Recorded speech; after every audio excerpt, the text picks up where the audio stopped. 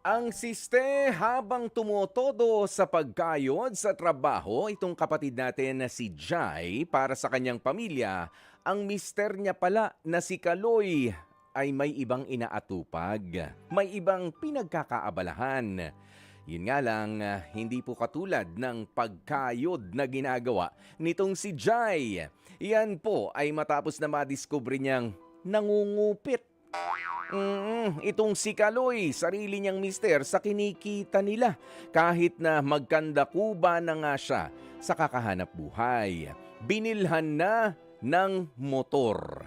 Naghahanap pa ng masisimot na kwarta itong si Kaloy. Pero meron pa palang mas malalim na rason. Kaya yan ang ginagawa niya. May pamotor na meron pang pakupit. Oo, dahil nabisto po nitong si Jai na nangangailangan din ng pang-check-in itong si Kaloy para sa kinalolokohan niyang babae. Jai, magandang tanghali sa'yo. Magandang tanghali po. Ayan, live via StreamYard po natin makasama. Itong si Jai. Sa ngayon, unang-una, maraming salamat muna, Jai, for being brave enough na harapin din naman kami dito. At malaman nga, ano ba nangyayari kay Kaloy? Gaano na kayo katagal na kasal ba kayo? Yes po, kasal po kami noong 2023 Mm-mm. and na-meet ko lang siya noong 2021. Okay. Sobrang bilis. Oo, meron na kayong may mga anak na ba? Yes, meron kaming 2 years old baby girl. Okay. Ano nangyari dito kay Kaloy? Ano ba ang baka naman sa sobrang kabisihan mo sa trabaho, naghahanap ng atensyon si Kaloy, baka lagi natatanggihan. Alam mo na, yung typical na sinasabi ng Mhm. iba, kaya naghanap ng kalinga galing din sa iba. Mm. Yeah, I think yun din yung isa sa reason kasi parang ang working hours namin siya sa umaga tas ako sa gabi, parang saglit lang kami. Pero hindi nawawala sa amin every month yung may check-in kami para Mm. magawa lahat namin yung mga gusto namin and so on. Hindi talaga pwedeng mawawala yung Mm. magra-rides kami monthly, ganon, yung may date namin. It's just that it happened na meron siyang ka-work na yun, matagal lang may gusto sa kanya. Oh, okay. Sandali. Ibig sabihin, dati naman, binabanggit mo, you see to it na nakakapag-date kayo monthly kahit na meron ng baby. Mhm. Okay? Meron pa nga, Yes, nakapag-produce pa yes. kayo ng motorsiklo dahil parehas kayo mahilig mag-rides. Mhm, yeah. Okay. At meron din kayong mga intimate moments kahit pa nga kayo ay nagsasama na sa isang bahay. Mhm, Okay. yeah. Nga lang, biglang merong kang binanggit nung huli. Merong nagkagusto sa kanya na parang pumalit doon sa upuan mo, sa motor na Mhm. inaangkasan mo, at yun na ang kasama? Ganun ba yon? Oo, actually itong girl na 'to, nakikita ko na siya sa Messenger ng asawa ko year Mm. 2021, 2022. Pero tuwing tinatanong ko yung asawa ko, sinasabi lang niya ano, may gusto sa akin niya pero hindi ko pinapansin, itsura niyan, mga gano'n-gano'n. Oo. Tapos nag-stop siya ng 2023 kasi yun yung year na kinasal kami tapos nagkaroon na rin kami ng baby. Bumalik siya end of 2024. Kaya may times din na tinanong ko din sa iba pang ka-worker nila kung ano meron sa husband ko at saka dito kay girl kasi Oh. bakit burado yung mga conversation and Uy. so on. Mm. Yun. Tapos naghihinala na ako, pero year 2025 of July, kakatapos lang ng birthday nun ng girl, mayroong isang araw na hindi umuwi yung asawa ko agad. Tapos I've been calling him, texting him, pero hindi siya nagre-reply. Mm. Tapos binuksan ko yung computer, tapos nakita ko may mga conversation pala sila na lalabas sila, binibilhan ng asawa ko ng pagkain. Nagtaka ako, sabi ko, paano mo mabibilhan ng pagkain yan? Eh, wala kang pera. Yung pala Oh. meron siyang ibang source of income. Ano yung ibang source ng income? Kasi nagwo-work po siya sa Japanese forwarding company and Mm. then yung mga tracking services, pinapatungan niya yung rates. So, para meron din siya. For Mm. example, ang kada biyahe is 10,000, gagawin niya 15,000, i-approve ng company, may 5,000 siya. Tapos hindi ko alam yun. Na Kaya dapat yun sana yung napupunta sa inyo bilang pamilya. 'di ba? Kung Yes. pupuwede naman yung ginagawa niya, 'di ba? Kumbaga ay tutubuan pa. Oh, pupuwede naman kasi yan para Yeah. sa iba. Oh, pero walang napupunta Mm. sa'yo, walang nire-remit si mister.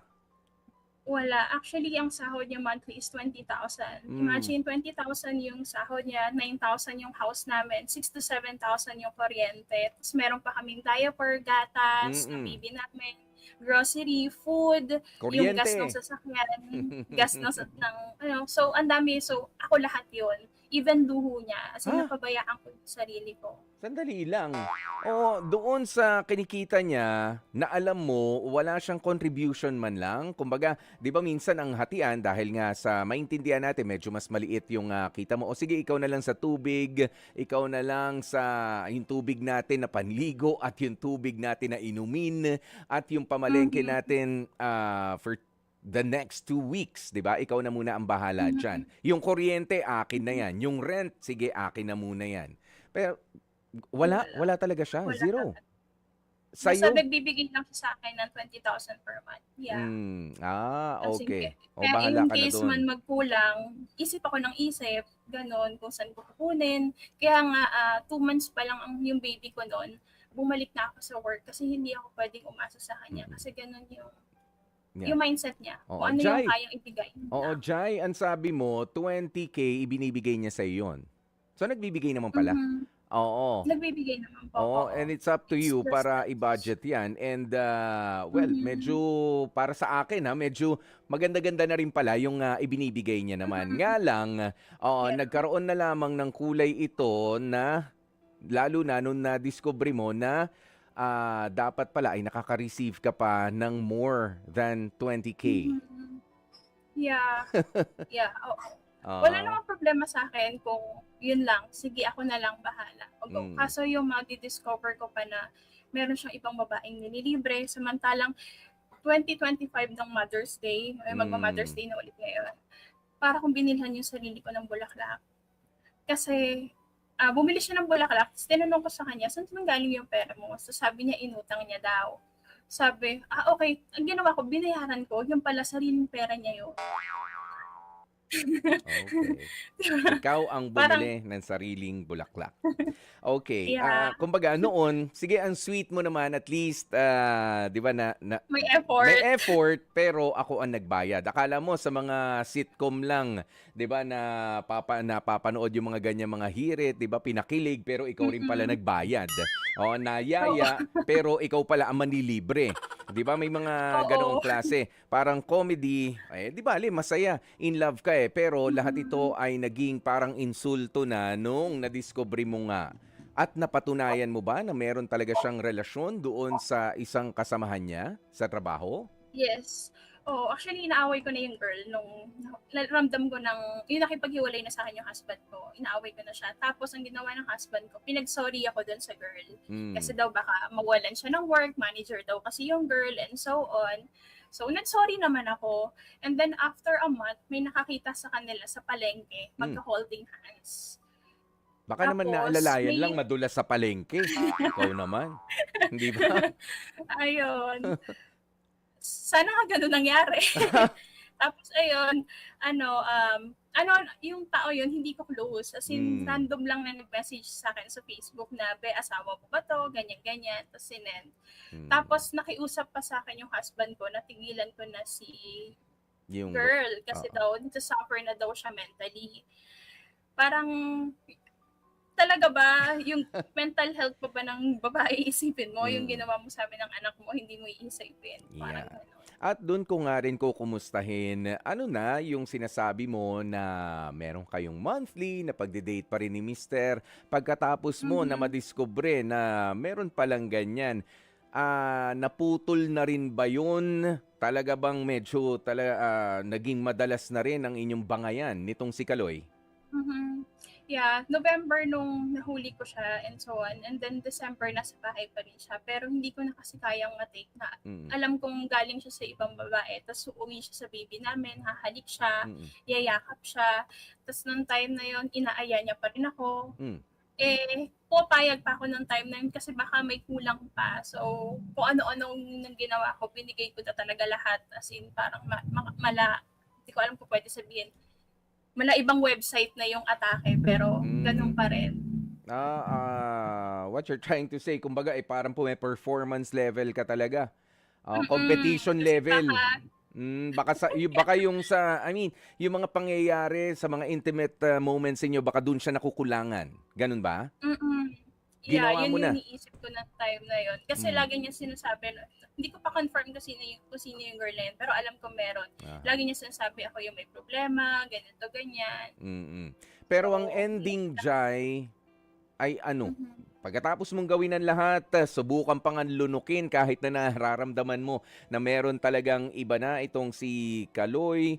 Ano yung Mhm. napag-isip-isip at napagtanto mo? Tuloy pa ba? Ilalaban ko pa ba ito? Kasi asawa mo yan. Of course, hindi yan yung basta boyfriend na break na tayo. O kapag kaasawa Mhm. mo na, medyo mas komplikado talaga. Actually, hindi medyo, napaka-komplikado.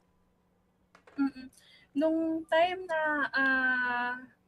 December 12, di ko makakalimutan yon. Galing akong church noon. Tapos, umiyak ako noon. Sabi ko, Lord, ibigay mo na sa akin lahat.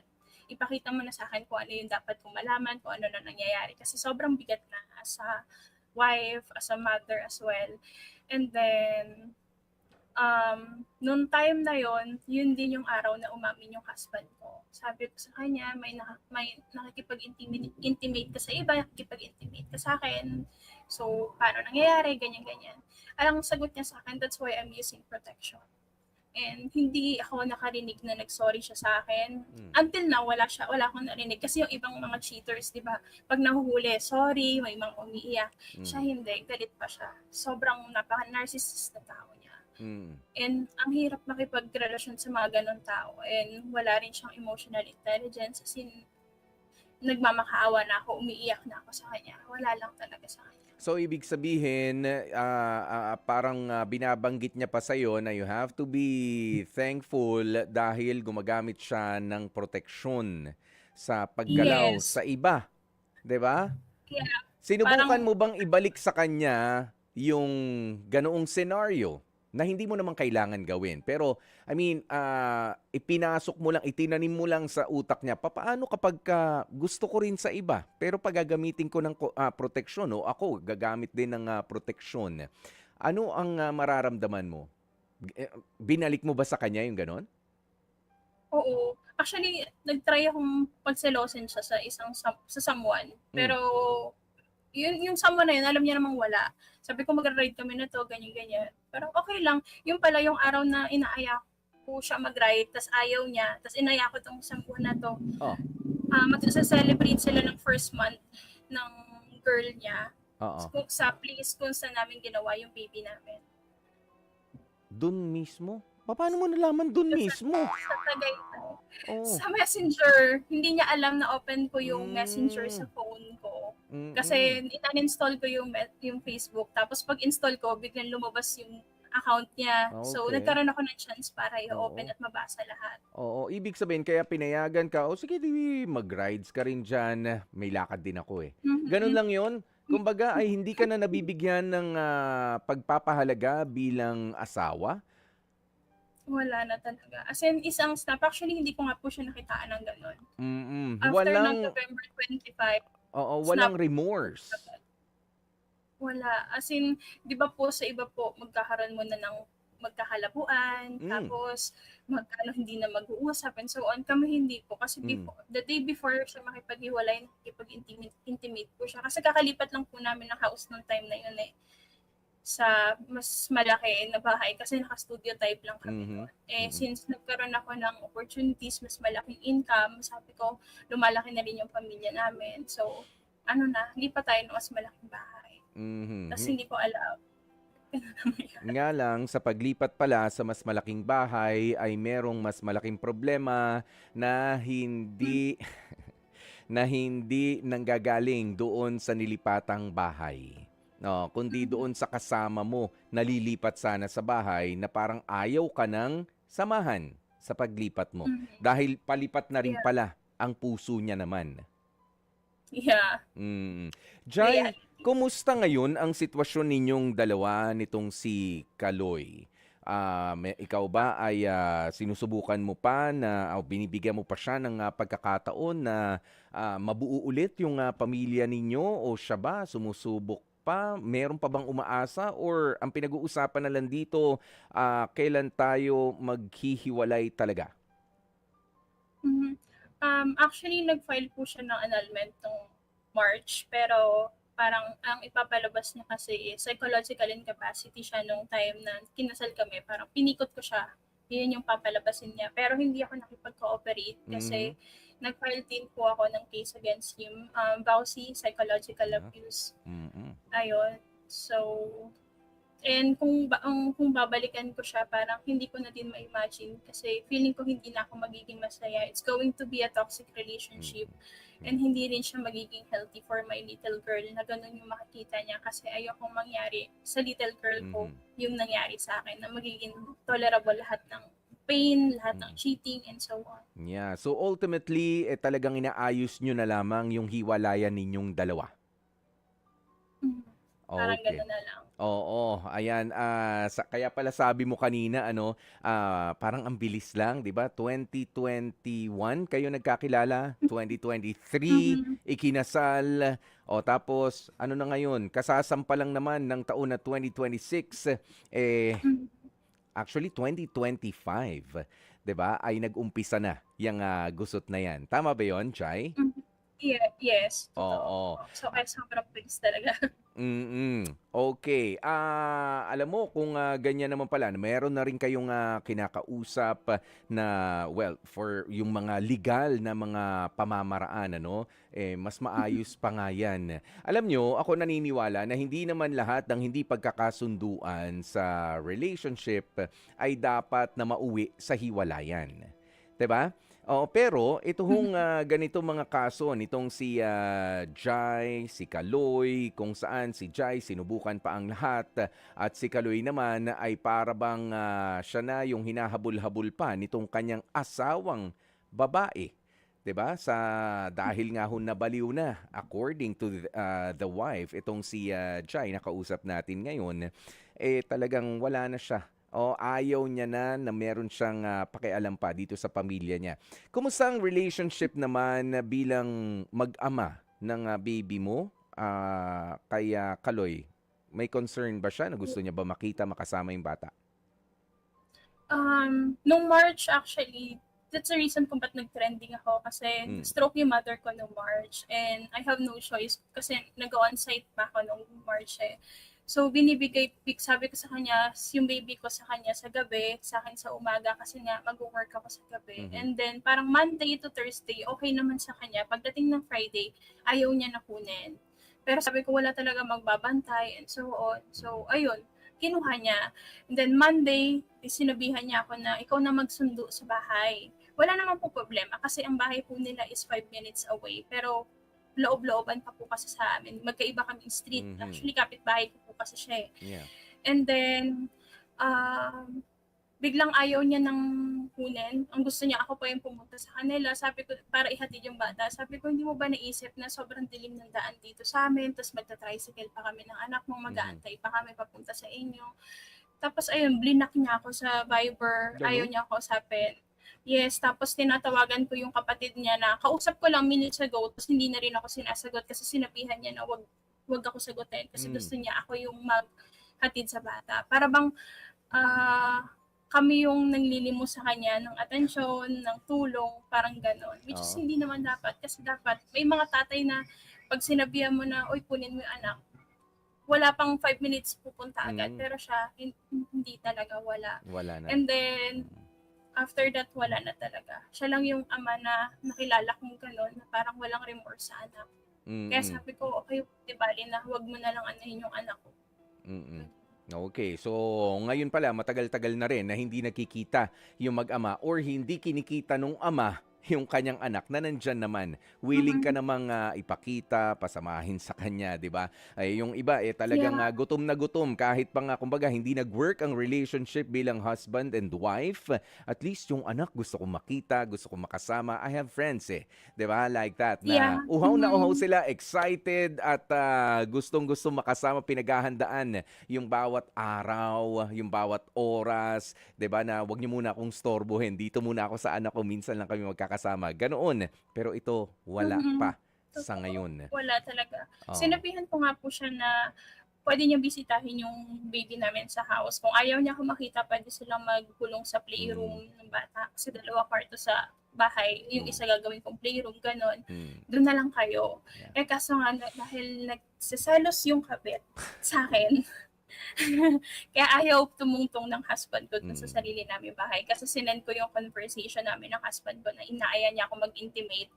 Pero kahit galing siya dun sa girl. Mm. So, yun, parang binibigyan niya ng assurance yung girl na wala na talaga, gano'n. Kaya ayaw niya rin pumunta ng bahay. Okay. Mukhang totoo nga ano sa sitwasyon niyo na mas matapang na ang mga kabit ngayon o kaysa sa legal wife. Tanggap mo na ba Mhm. 'yon? Ay hindi, di ako papatalo. Ayan, iyan, oo, buti naman, yan ang gusto kong sagot. Ay hindi, 'di ba akala mo lang mas matapang ka pero hindi. Oo, mas matapang Mm, ako pero nasa tamang timing. Total meron ka na nakakausap, 'di ba, na may kinalaman sa mhm. batas. Oo, meron kasing Yeah. pananagutan, yan ang katotohanan diyan, may pananagutan din ang mga kababaihan Mhm. na kumakabit sa asawa ng may asawa. Yeah, totoo po. Mm.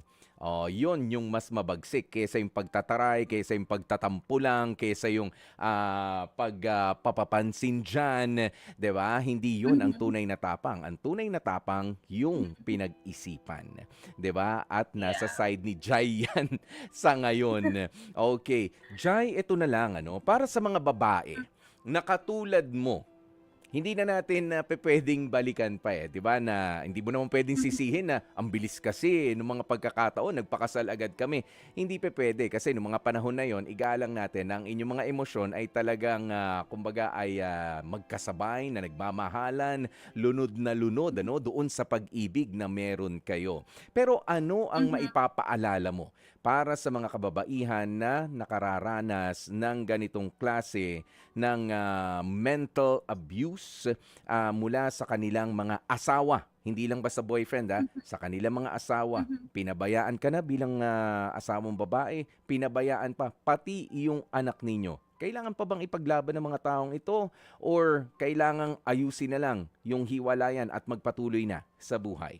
Anong paalala mo sa mga babaeng katulad mo? Go ahead, Jai. Mhm.